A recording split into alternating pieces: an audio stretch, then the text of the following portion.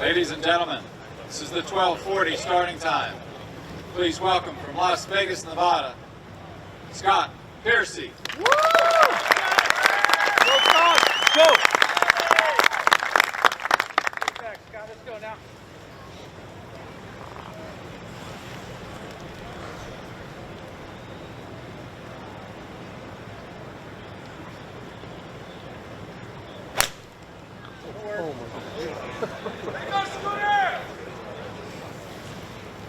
Nice.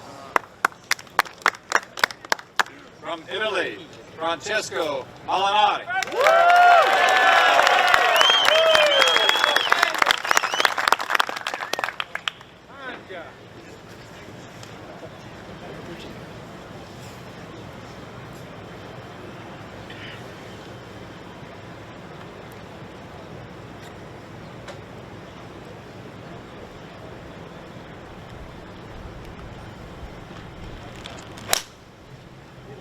Good shot.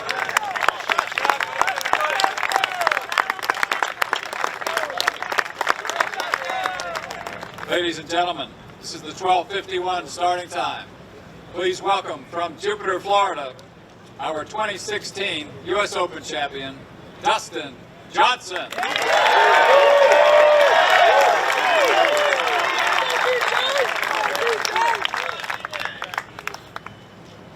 Do it.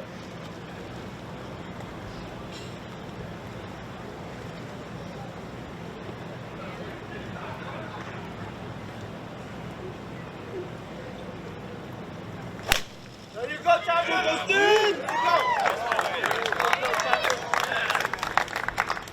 From Scarsdale, New York, Brandon Wu.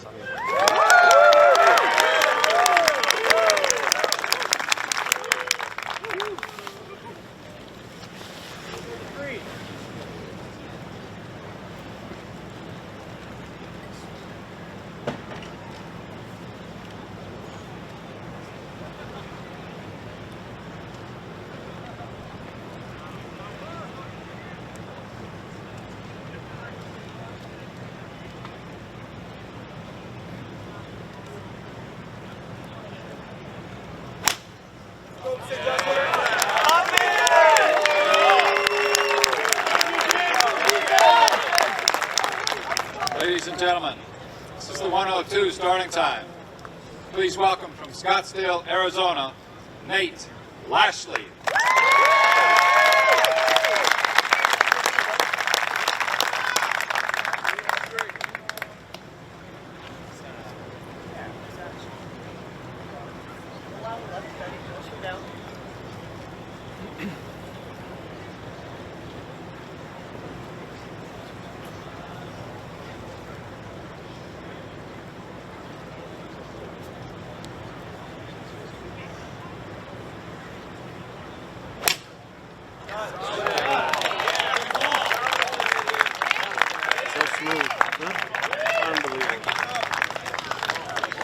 From Mexico, Abraham Answer. Vamos, Abraham.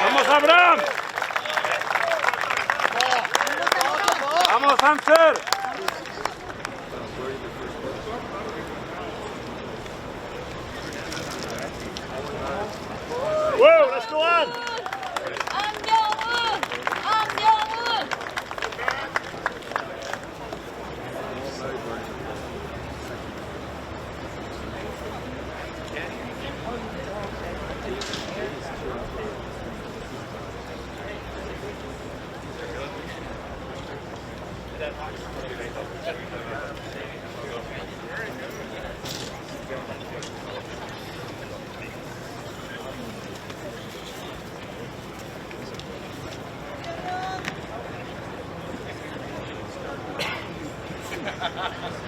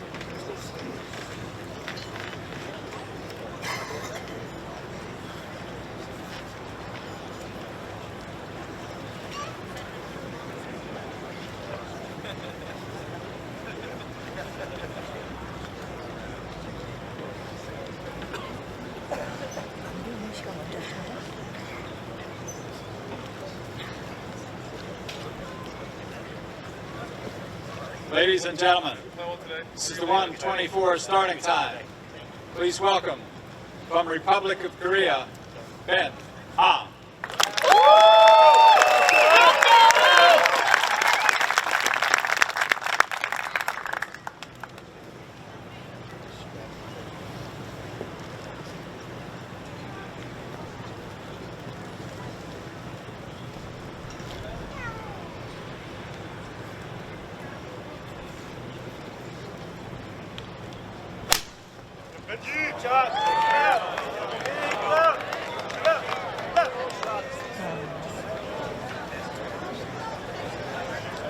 From England, Matt Wallace.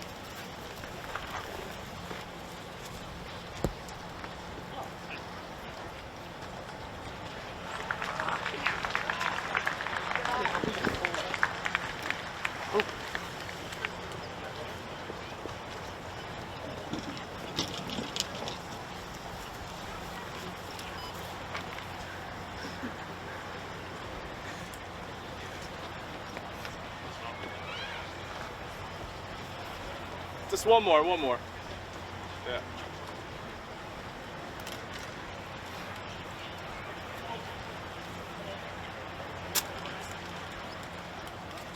Stand, please.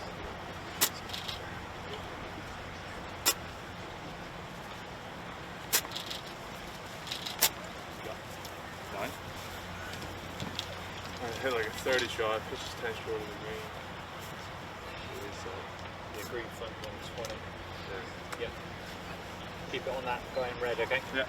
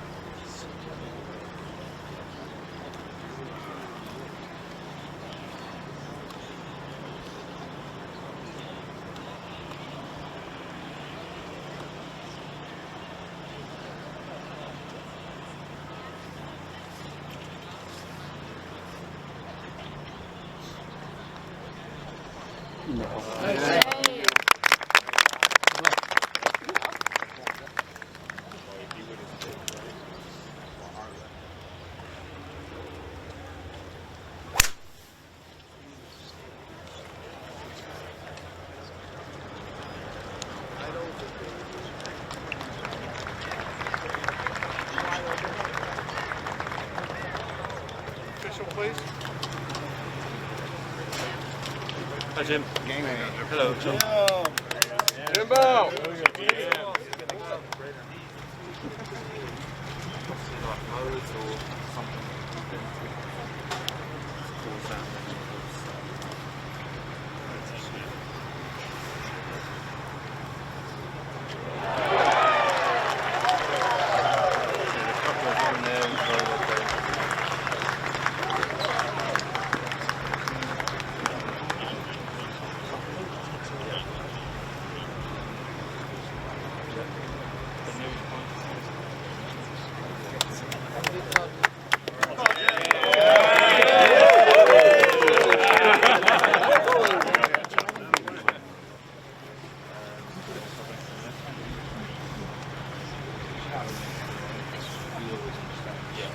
Get out of the way.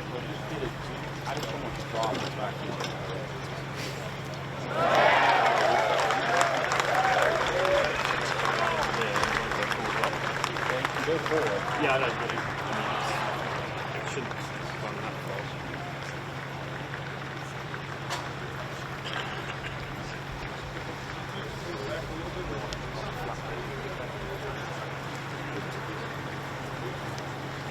Okay, there, Jim. Okay, thank you. Perfect. All right.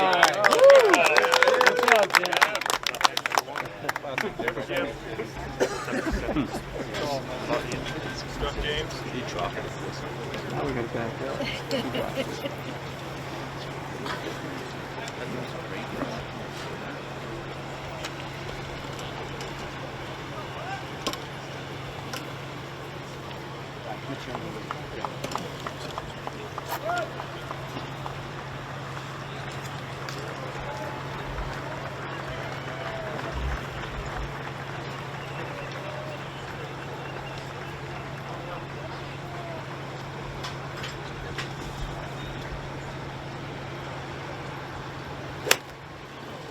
Great ball.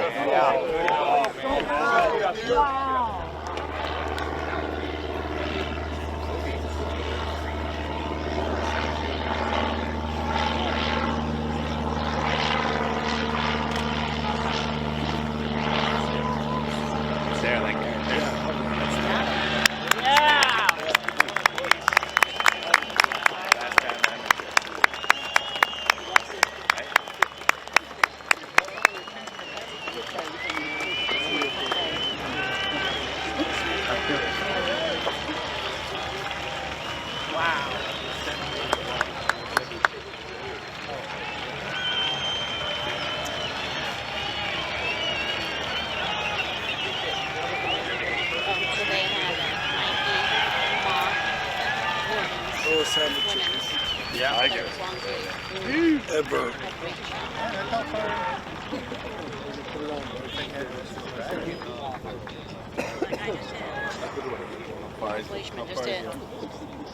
How far is this right? Water. 500 is the longest. How far is Tiger? 120?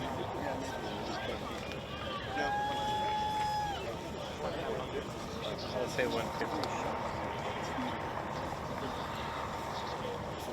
Tiger Woods. About 120 away. And she's...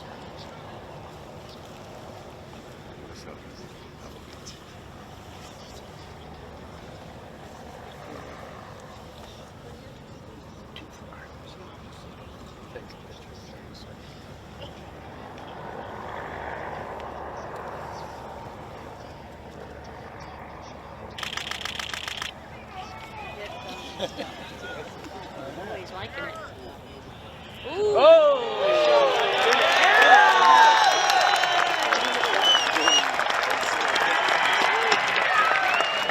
What can I say?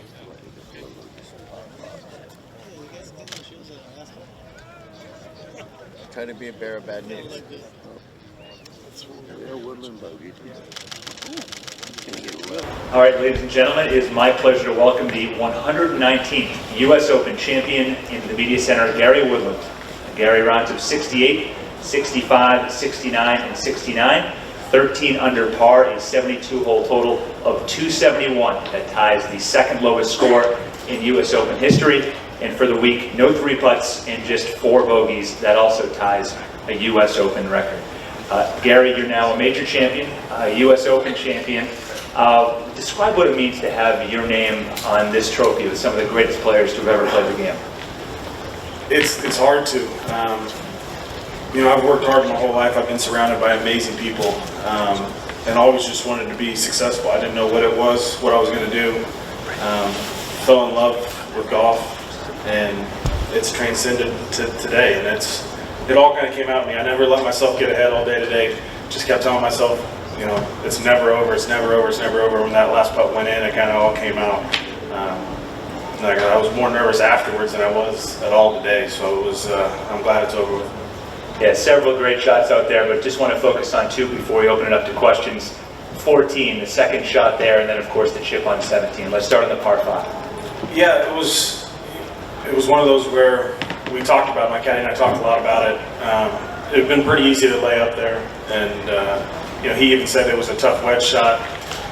He gave me more confidence on that shot than, I mean, I'll give him all the credit. He's the one that told me to let's play aggressive. I've been telling him all week, I've been good, let's take aggressive lines. Game feels good, and I was even thinking about laying it up there a little bit, and he said, let's go, let's hit 3-wood. And it was one of the better swings I've made all week. But him telling me to do that gave me confidence, and it executed. It ended up in a perfect spot. And you know, that birdie there kind of separated me a little bit from Brooks, and gave me a little cushion. Yeah, and then 17, tee shot drifts a little bit right on you. Talk us through the options, what you were thinking to do. You said you had it earlier in the week as well. Yeah, there wasn't too many options. I only had really one shot. If I putted it, I don't think I could have got it within 20 feet. Fortunately, I did have that shot earlier in the week, and I was just trying to get it down there, trying to get it past the hole so I could be putting back uphill, and it came off perfectly. I clipped it nicely. You know, Pete Cowan and I actually were working on trying to hit little spinners off tight lies earlier this week, and that's all I was thinking about when I was standing over it, and it came out perfectly. Sounds good. Let's open it up to questions. Right down here in front. Hey, Gary. Thank you. Just wonder, I mean, obviously, it's a long time ago, but looking back to the moment you kind of went with golf over basketball, how often have you thought about it over the time? I know basketball still you love, but, you know, that moment, just talk about that a little bit. Yeah, I mean, that moment really got forced on me. I went to school to Washburn to play basketball, and I always believed if basketball didn't work out, I could fall back on golf. In our first game, we played, you know, Kansas at the University of Kansas. They were ranked number 1 in Division I. We were ranked number 2 in Division II. And that decision got forced on me really quickly. I was guarding Kurt Heinrich, and like, okay, I need to find something else because this ain't gonna work. And that was my first game in college. You know, I was a 2-time state champion, all-state, blah, blah, blah, but that was a different level. And so when I transitioned to golf the next year, that was the first time in my life I'd ever focused solely on golf. And it took me a little bit, but you know, I got out here a year after school on the PGA Tour in 2009. You know, it's 11 years later now being out here. I don't think my game's where it needs to be, but it's getting there. I'm becoming a more complete player. I have more shots. I can rely more on my putting now. I can rely on my short game, things I couldn't do even last year. We put a lot of work in this year, and becoming a more complete player, and I can play different golf courses. I mean, people probably growing up said U.S.Open wouldn't suit me because you know, I'm a long hitter, I'm a bomber. Coming to Pebble Beach, on top of that, it's a shorter golf course, and you know, I went out and proved, I think, to everybody else what I always believed, that I'm pretty good. Let's go to Gary here, then we'll go to Karen in the middle. Gary, when Brooks won the PGA at Belrive and outlasted Tiger, he later said he enjoyed stopping history. What was it like today when you stopped his history and made your own history? Yeah, I mean, it was nice. Obviously, Brooks got off to a great start. And you knew he was going to come out. The conditions, the wind was down a little bit early in the round. You could play more aggressive. Obviously, those first couple holes you can attack. And he did that. So it was nice for me to make that birdie on 2, to give myself confidence, to kind of slow down everything. And then obviously executing the birdie on 3 as well. But Brooks he's unbelievable. He lives for this moment. And you know, obviously what he's done the last couple of years is phenomenal. So it was nice. I told him when I got done, he needs to slow down a little bit. I saw it all day, he was knocking on the door. So I was proud of myself to stay in my moment and control myself and not get too worried about what he was doing. Good. Karen over here on the right side. Gary, by not focusing solely on golf until college, there are people you're playing with out here who are turning pro at a time when you were just focusing on golf. What was that like for you? Did you feel behind the 8 ball, and when you were seeing all these 20-something players come and have their runs, did you ever get discouraged thinking that, you know, somehow time was running out on you?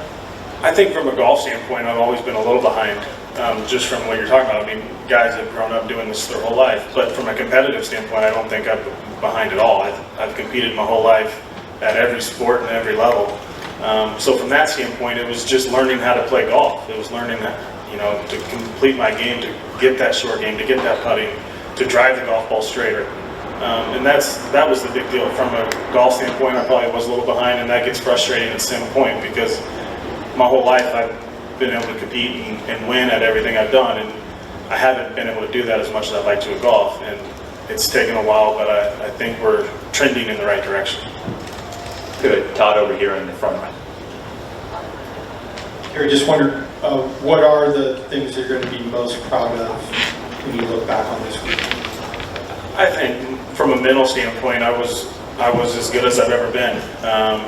I never let myself get ahead of myself. I never thought about what would happen, you know, if I won it, you know, what comes with it. I wanted to execute every shot. I wanted to stay in the moment. I wanted to stay within myself.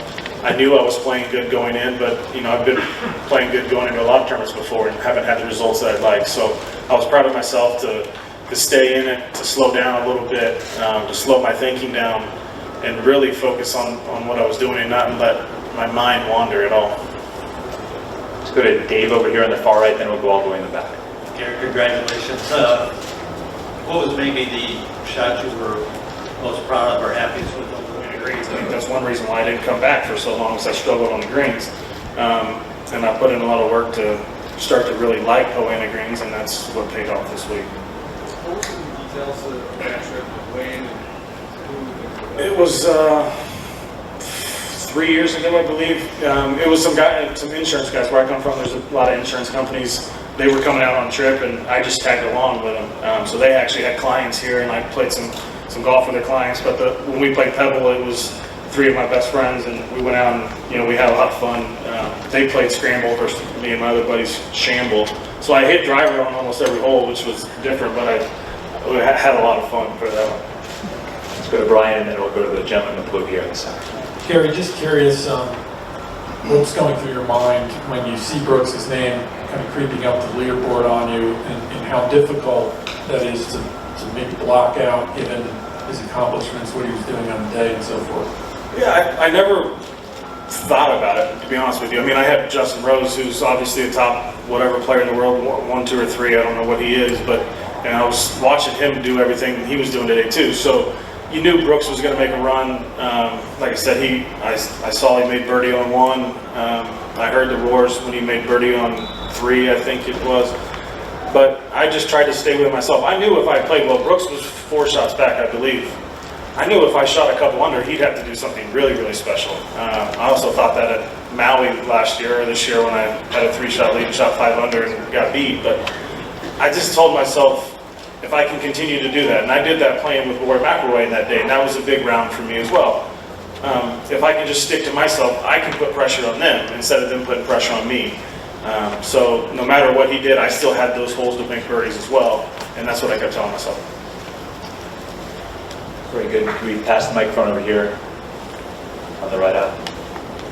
Gary, that video you and Amy earlier went pretty viral. I guess she was watching you today saying, "You got this, you got this." What is? I said that a lot today too. What has she meant to you? She's meant everything for me from a mental standpoint. The world needs more of her in it. Her attitude, her love for life, love for the game, and her positive energy is so contagious. And I've had the pleasure to continue to speak with her. She sent me a nice video when I got sick and had to pull out of Wells Fargo. She sent me an amazing birthday video singing me happy birthday on my birthday. She's just a special girl, special parents, and it's nice to call her a friend. Let's go over here on the right. Gary, that giant trophy's in the way, so you can't see anymore. I got you. No. I said the words "have fun" to you before you were around. What is it, from the challenge standpoint, to be able to try to do that throughout, and how much did pressure come into play, or were you pretty much able to push it aside throughout? No, I think the big deal is to enjoy the pressure. Obviously it's an uncomfortable situation leading a major championship after 36 holes, after 54 holes. But I kept telling myself, even this morning, to enjoy this moment, enjoy the pressure, enjoy the stress, enjoy being uncomfortable, and don't shy away from it, embrace it. And that's what I really tried to do, is to embrace that pressure all day, and I think that helped me stay a little more calm. Stay here in the front right with Ron. Gary, you talked about your relationship with your dad, and obviously today on Father's Day, how significant is that, given the emotional experience you've had as a dad, going through 2 years ago and Jackson's birth, and then obviously being pregnant again? Can you give us a sense of maybe the significance of winning this on this day? Yeah, it's special. Obviously, like I said, I wouldn't be here without my dad, and I probably didn't realize how special it all was until I became a father. And obviously, we had our struggles, and it's been documented, the losses that we've suffered. We lost a couple last year as well, and it was tough. We thought we were done. And the identical twin girls were a surprise. But being a father now puts life in perspective, because it's not all about, my whole life it's all been about trying to win, and now I'm trying to make a better life for my son than I've had. So it's been a process, but today's so special from that standpoint, that being a father, and hopefully someday he can even see this and realize that anything's possible. Let's go here in the center aisle on the left. First of all, congratulations. And back to Amy. I was talking to her mother earlier today, and she was saying she's never seen Amy so glued to a golf broadcast, and just kept talking about how you're her hero. So thinking of Amy and your son and your daughters along the way, what kind of inspiration do you hope to provide to your kids and kids like Amy that are watching you? I mean, really, the only thing you can control, and I said this yesterday, the only thing I can control today is my attitude. My caddy told me when I got done it was the best he's ever seen my attitude all week. I just try to control that because that's really all you can control. And you know, Amy's attitude is phenomenal. That's something I want to teach my kids is you have to, positive energy is contagious. And you know, life's not always going to be bells and whistles. There's going to be some bad things that happen in your life. There's going to be a lot of up and down, but the only thing you can control is your attitude. And if you do that, in the end, good things will happen. And you know, I said, Amy told me a million times when we were on that hole, I got this, I got this. And I told myself that a million times a day. I got this.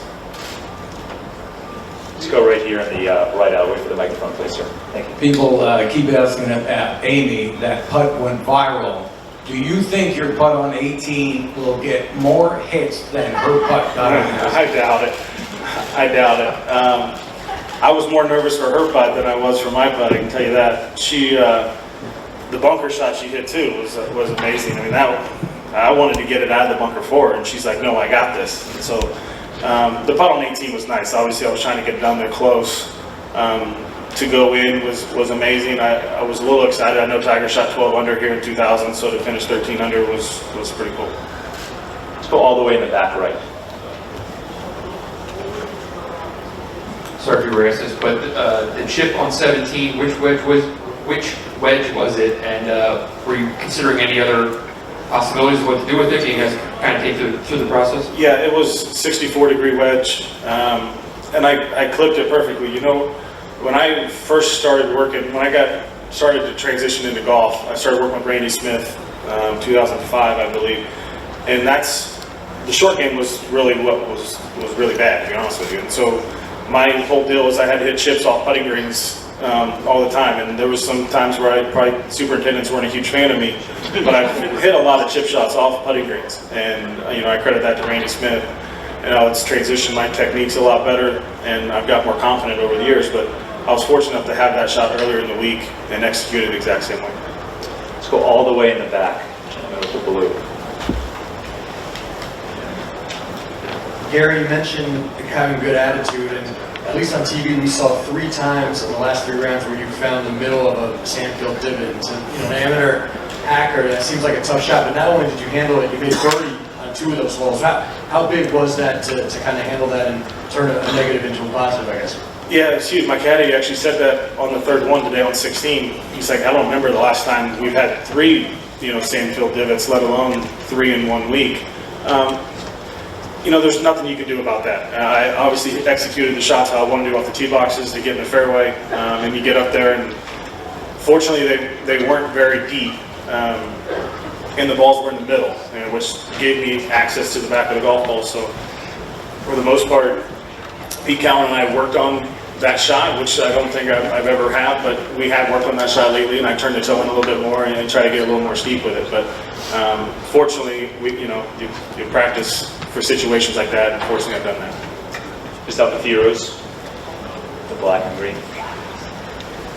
Hi Gary, I think Pete's actually on a plane right now, so you can afford to be honest. Just how influential has he been? And you mentioned earlier on, how much better do you think he can help you to become? Yeah, Pete's been amazing for me. You know, I worked with Butch for a long time. Butch is the one that recommended me to go to Pete a year and a half ago for short game. And then when Butch decided to retire, it was an easy transition for me to full swing everything with Pete. Pete, to me, is like a coach, where he's not really a teacher, he's a coach. He tells you this is the game plan, this is what we're going to do, and then it's up to me to go out and do it. But like Butch, he knows what to say and when to say it. He sent me an unbelievable text this morning that really had nothing to do with my golf swing or technique. He just said, you know, every man dies, but not every man lives, and you live for this moment. So that, I thought about that a lot today. You know, he's been great for me, but I think we're only on the tip of the iceberg. There's still a lot of shots we were working this week, short game shots, he's like, no, I don't think you can execute that under pressure. Let's go back and do it this way. Let's simplify things. That's huge having him here this week. I got off, I didn't hit it well on Thursday, made a lot of putts to shoot what I did, but I did hit it well. I went straight to the range, and we worked for a long time and to figure it out. And that's nice to have him here under huge moments and guide me along the way. And it's a work in progress. We've only been full swing since December, so it's been a progress, but I'm hitting it as good as I ever have. Let's go on the right side here. Gary, just further to that, you mentioned yesterday about your self-diagnosis of your swing and the chip on 17 and the playing out of the divots. Are you amazed that so many things that you practiced have come to fruition so readily? I'm not surprised, but I enjoy that. I enjoy that when I get that shot, I've executed. I think sometimes you don't practice those situations and you get up there and you get a little uncomfortable and you can get angry that, you know, I'm in the same field divot, but practicing that kind of gives me a little edge, I think, from the standpoint of I know how to execute this. I know I can do this. And that's what Pete's helped me. It's what Phil Kenyon's helped me, putting me in situations for the moment. And fortunately, I didn't have a shot this week that I hadn't practiced, and that's pretty good. Question over here on the left. Just get a microphone over there. Thank you. Gary, not to give away every secret, but you said you made some superintendents a little upset. I don't think the average guy out there is even really allowed to try that. What's the key to it? The key is to get the heel off the ground. I really get toe down with the edge of the wedge. So you don't want that heel to grab at all. So I'm almost hitting it off the toe a little bit. I get really close to it and try to get the leading edge to come in first. I don't want to clip the back of the ball solidly. So the key for me is to get that toe down, get a little closer to it, and pick it off the ground. Other questions for Gary? Go one down here and one. Hi Gary, how long were you practicing when you're at college and also nowadays? How long were you practicing? For what? Sorry. Practicing, how long have you been practicing every day normally? Oh, yeah, I mean, I don't take many days off. Outside of being a dad, my only hobby is golf. And I always feel, if I'm taking a day off, somebody's getting better and I'm not. So I don't like to take time off. I like to work. I've got a lot more quality in my work than quantity over time. I used to practice a lot, and I don't know if I got a lot out of it. Now I get a lot more out of my practice sessions. Everything I do, every warm-up shot, everything I hit has a purpose to it. That's changed. I had the same routine before a round since 2007, and Pete Cowan changed it the week of the PGA. We changed my routine, the way I warm up. I hit certain shots, and every shot I have today, I warmed up, I hit it on the range, and that's what the key is, and that's how I practice at home as well. All right, in the right aisle in the center here. Just right behind you there. Yeah, we all know how state title games can make kids nervous. You once made 14 of 15 free throws in one of them. I wonder if there's a line you can draw from that, like you've always had good nerves about you. I think you said adrenaline was more of a problem than that before. That good nerves. And I shot free throws really well. I shot 90%. I did it in college as well. And I counted in my head, and that's what I do when I hit golf shots. That's what I do when I hit putts. I count in my head 1, 2, 3, and I go after 3. That just kind of calms me down.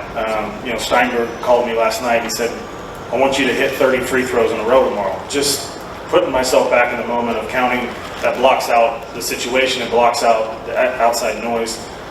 So I rely on trying to transition that free throw shooting into my golf shot every time I hit.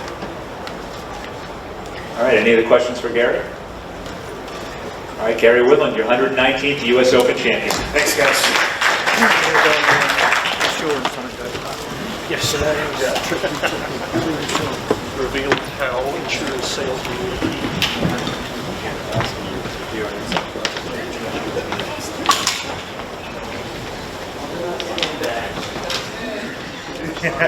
I used your positive energy. You were awesome. Thank you. You having fun? You're amazing. You keep up the good work. Thank you for all the positive vibes. I know. I told Tom was the second. That's fine. All right. You're up.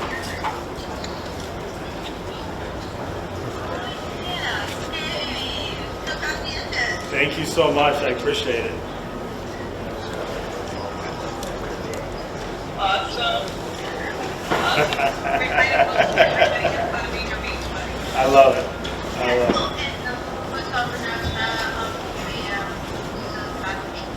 Okay. I look forward to seeing you soon. We're going to play some golf. Yes. All right. You be good. Thank you again. Bye-bye.